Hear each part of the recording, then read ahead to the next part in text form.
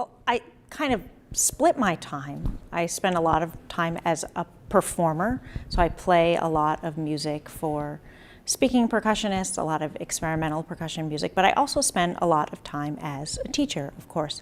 So most recently, where I just came from was DePauw University, west of Indianapolis in Indiana. Before that, I taught for a year way up at the University of Alaska, Fairbanks. Believe it or not, I used to live here in Seattle. I was a freelance here in 2008, 2009, and I'm just thrilled to be back in this part of the world because it's wonderful. So when I'm not teaching, when I'm not doing some of my solo experimental percussion performing, I often love playing with other groups of musicians, mixed contemporary ensembles, that sort of thing. One of my favorite areas to explore in percussion music is music that's been written for speaking percussionists. And believe it or not, there are over 100 pieces of music for solo speaking percussionists. And it's a really exciting area for percussion because it often unites these kind of odd experimental soundscapes with narrative-based work or sound poetry-based work. And I think it creates an opening to an accessibility. So it makes, music accessible to a wide range of people.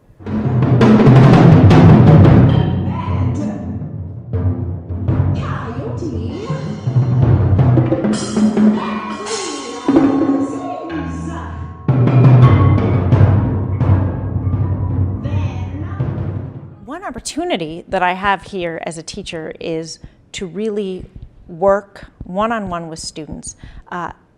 Not just sort of telling them what to do in a traditional sense, but actually playing with those students. So in all of the pieces that we're presenting, I hope to play with my students a little bit, either in performance or just in rehearsal.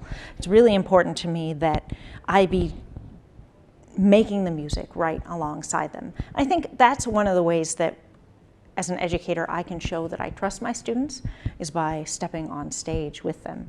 So that's a fabulous opportunity. I'm really looking forward to the times I have this year to play with my students. And so as I look ahead to the sort of things we're going to be doing this year with the percussion ensemble, our first concert is going to be with the modern ensemble. So we're going to play some great pieces of music by Steve Reich, not just music for percussion, but music that involves other instrumentalists as well. We're going to do some historical percussion pieces alongside the ensemble of students who are playing with the Harry Parch collection of instruments, the Lou Harrison Violin Concerto with fabulous violin grad student.